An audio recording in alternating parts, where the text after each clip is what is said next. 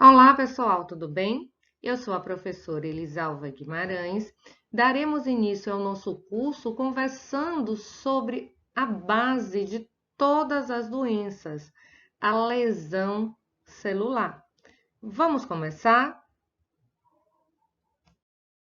E nós vamos começar a nossa conversa relembrando um fato que aconteceu nas Olimpíadas de 2008 e considerada como chamado de mico olímpico pelo site do Globo Esporte. Talvez alguns de vocês, inclusive, já tenham acompanhado essa história na época. A reportagem diz assim: Wellington Silva bem que tentou, mas levantar 162 quilos não é para qualquer um.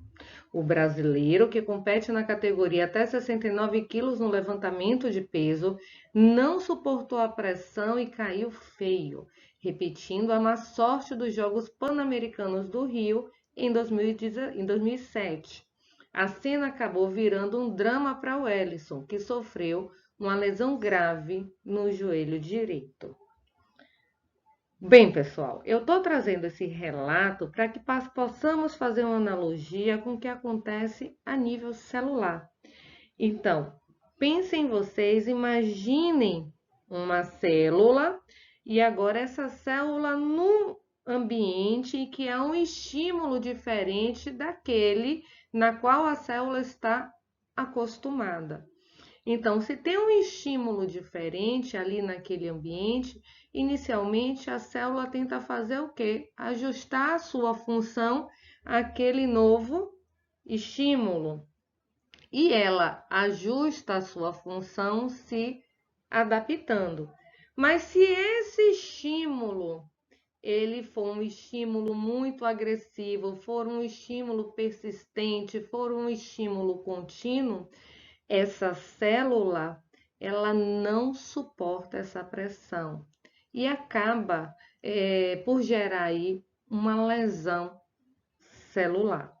Então, mais ou menos o que a gente consegue visualizar no caso do atleta, do Ellison Silva, que na verdade é um reflexo, é uma resposta do que está acontecendo ali a nível celular. Então, é uma musculatura. A célula muscular do Ellison, inicialmente, quando ele começou ele ainda não era, vamos imaginar que ele ainda não era nem atleta. Então, ele começou o seu treinamento. Então, a sua célula muscular aí, inicialmente se adaptou a esse treinamento. E como é que a célula se adaptou? Secretando, produzindo ali proteínas estruturais em resposta àquele novo estímulo, que seria o quê? Um aumento da carga de trabalho naquele músculo, um aumento de demanda. Então, até aquele momento, a musculatura do Ellison Silva estava acostumada. Mas, nas Olimpíadas, a carga de trabalho que foi imposta a essa musculatura, naquele momento, foi demais. Foi uma resposta que foi agressiva, além do que a sua musculatura pôde suportar, e sobreveio aí a lesão. Fiz essa analogia, gente, para que vocês entendam um pouco do que a gente vai falar a partir de agora, o que a gente vai comentar a partir de agora, porque toda essa situação que ocorreu com o atleta, ele é reflexo da lesão celular, que, como eu já falei no primeiro slide, é a base de todas as doenças. E eu começo falando com vocês, contando para vocês essa historinha, falando que a célula, gente, o seu meio interno aqui, ele é um meio que é estritamente regulado. Como assim, Pro? Todas as organelas, elas funcionam de uma forma muito orquestrada. As organelas, vamos lembrar que o nosso organismo, o nosso corpo é formado, ele é dotado de órgãos. A célula é um micro-organismo. Então, assim como o nosso corpo, o nosso organismo tem os órgãos, possui os órgãos que realizam funções específicas, pulmão, respiração, o cérebro aí, a questão de receber, de analisar e transmitir informações. A célula, como um micro-organismo, ela também possui organelas, quer dizer, órgãos pequenos, que realizam funções para a sua sobrevivência. Bom, e dessa forma, uma célula que é saudável, uma célula com padrão normal, ela trabalha, como eu já falei, dessa forma muito bem organizada, muito bem orquestrada, nesse estado que é estritamente regulado, nesse estado que é constante. E esse estado de equilíbrio celular é o que nós chamamos de homeostasia. Então, a célula ela possui esse ambiente que é de homeostasia, que é um ambiente que é estável, que funciona aí de uma forma completamente equilibrada. Relembrando aqueles conhecimentos lá da biologia celular, uma célula ela é bem compartimentalizada e esses compartimentos ajudam na sua manutenção, ajudam na sua sobrevivência. Começando aqui a falar um pouco, relembrando sobre a membrana plasmática, que também é chamada de membrana celular ou plasmalema, é a membrana que delimita a célula. Além de delimitar, além de proteger e sustentar, a membrana também favorece a troca do meio interno, quer dizer, o meio intracelular, com o meio externo, o meio extracelular. O núcleo, aqui representado nessa cor em roxo, em lilás, é a organela que comanda, basicamente, todas as funções da célula. Então, ela funciona aqui pensando num organismo humano, ela funciona como um cérebro da célula. Então, é a partir do núcleo que vem todas as informações, todos os comandos para o funcionamento dessa célula. Entre a membrana e o núcleo, nós teremos aqui o citoplasma, onde nós vamos encontrar aqui mergulhados as organelas e também os componentes do citoesqueleto. Olha aí, por etimologia, citoesqueleto, esqueleto da célula. Então, ele favorece a sustentação da célula. O citoesqueleto, ele forma uma rede de filamentos que atravessa o citoplasma. Ele é composto por microtúbulos, filamentos de actina e filamentos intermediários. Outra organela importante, nós temos aqui, ó, próxima ao núcleo, nós temos o retículo endoplasmático e esse aqui é o rugoso. Existem duas variedades de retículo endoplasmático, o retículo endoplasmático rugoso e o retículo endoplasmático liso. O rugoso, ele apresenta esse nome rugoso porque na sua superfície existem granulações, que na verdade são outras organelas, são os ribossomos. E essa associação do retículo endoplasmático e os ribossomos favorecem a função da síntese proteica, da síntese de proteínas. Já o retículo endoplasmático liso, ele participa tanto dos processos de desintoxicação daquela célula e também participa do metabolismo lipídico.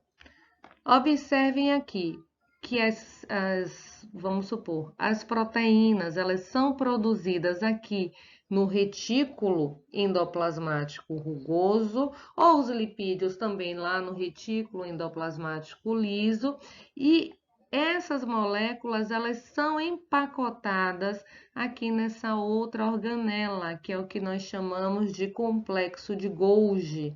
E aqui, essas proteínas, esses lipídios empacotados, eles servirão para a própria célula ou serão empacotados para exportação. Bom, um outro subproduto, inclusive aqui do complexo de Golgi, é o que nós chamamos de lisossomos. Os lisossomos, eles são organelas responsáveis pelo processo da digestão celular. E isso acontece porque aí nos lisossomos nós vamos encontrar enzimas hidrolíticas que favorecem novamente essa função da digestão. E para finalizar, nós vamos falar de uma organela que é essencial para o funcionamento dessa célula, que é o que nós chamamos de mitocôndria. A mitocôndria, ela participa do processo de geração de energia sob a forma de ATP. Então, aí na mitocôndria acontece aquele processo que nós chamamos de respiração celular. E numa das etapas da respiração celular, a etapa que nós chamamos de fosforilação oxidativa, é aí que são produzidas a maior parte das moléculas de ATP para o funcionamento de toda essa maquinaria bioquímica celular. Então, como nós falamos no slide anterior, inicialmente a célula ela se encontra nesse estado que a gente chama de equilíbrio, estado de homeostasia. Se existe um determinado estresse, seja no meio externo, como também no meio interno, a célula ela tenta uma adaptação. O que é isso, professora?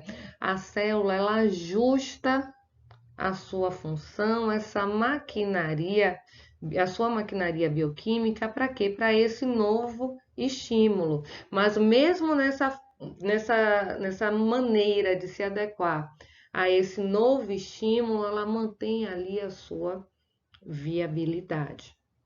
Bom, mas se esse estímulo inicial para essa célula aqui, que está lá no seu estado zen, no seu estado de homeostasia, se esse estímulo é um estímulo que é potencialmente nocivo, ou ainda se a célula não tem a capacidade de adaptação, ela não consegue se adaptar, sobrevém o que a gente chama de lesão celular.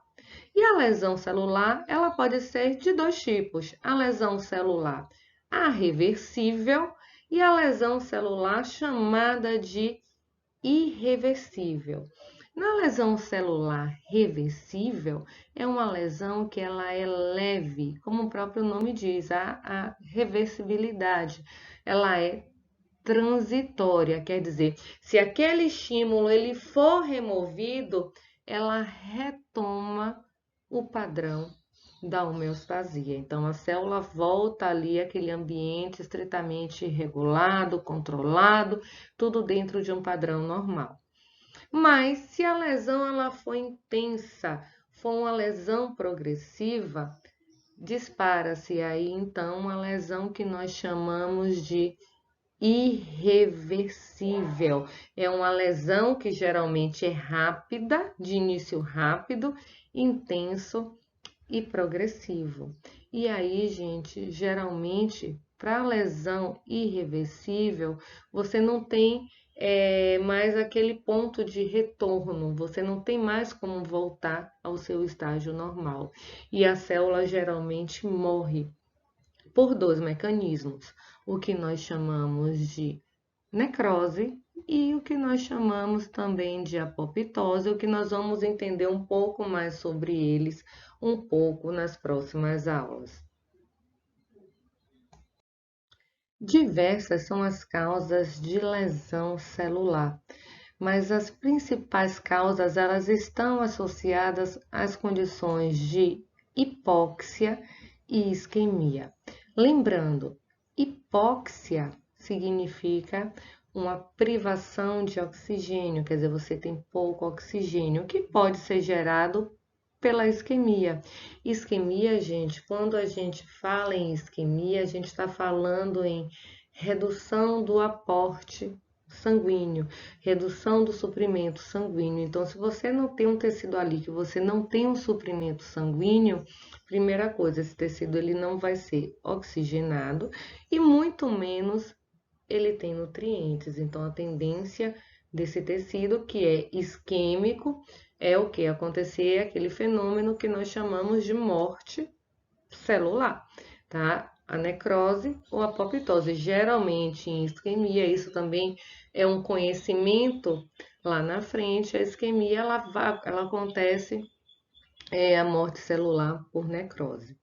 Bom, mas além da hipóxia e da isquemia, vamos lembrar aqui novamente, baixa de oxigênio, privação de oxigênio na hipóxia, isso acontece muito, gente, por exemplo, nos casos de anemia, quando a gente tem, por exemplo, alguma doença pulmonar, a gente tem muita baixa de oxigênio. Também nos casos de isquemia, por exemplo, quando a gente tem um bloqueio de alguma artéria, então você não tem sangue. Então, se você não tem sangue, você tem aquela área o que com privação de oxigênio, tá? Então, além da hipóxia, além da isquemia, vários são os outros mecanismos, como por exemplo, a gente tem agentes físicos que podem causar lesão na célula, sim, como por exemplo, os mecânicos, os traumatismos em geral. Mecânico, aqui a gente pode citar até aquele caso que a gente começou falando na aula, né, do atleta. Variações de temperatura, frio, calor, radiação, pH, o pH ácido demais também favorece a uma lesão na célula, o choque elétrico, corrente elétrica, os agentes químicos em geral, por exemplo, as drogas lícitas e ilícitas, os inseticidas, o gás carbônico, o etanol, a fumaça do cigarro, até substâncias inócuas, gente, como por exemplo o sal, o açúcar, quando a gente administra em condições, em quantidades, melhor dizendo, exacerbadas, isso também pode causar uma lesão celular. A água também entra nisso aí. Os agentes biológicos, sejam eles vírus, bactérias, fungos, protozoários, a gente tem aí hoje o grande exemplo do Covid, né, onde a gente está trabalhando muito, vendo qual é a patogenia, em que momento existe essa lesão a nível de célula, os mecanismos imunes, quer dizer, a reação anafilática, o que é isso, a reação alérgica. Então, doenças autoimunes, quer dizer, o que é uma doença autoimune? É quando as células do organismo, elas não reconhecem, células de defesa do corpo, elas não reconhecem mais as outras células do corpo. Então, elas começam a atacar as células do próprio organismo, né? Então, por isso que é chamada de doença autoimune. Distúrbios genéticos, ou seja, você tem maldobramentos em proteínas, danos em cromatina, então, sejam distúrbios hereditários, distúrbios adquiridos, olha os distúrbios nutricionais também, então aí a gente vai desde as avitaminoses, insuficiências proteicas, naquelas populações, inclusive, as desfavorecidas economicamente. A gente tem muito caso de desnutrição e desnutrição também gera lesão celular. E a gente tem os casos opostos também, a obesidade, o contraponto, né? Então, a obesidade também causa lesão nas células. Então, várias causas, como a gente falou lá na primeira aula nossa do nosso curso, são várias causas, vários agentes etiológicos quando a gente fala em lesão celular.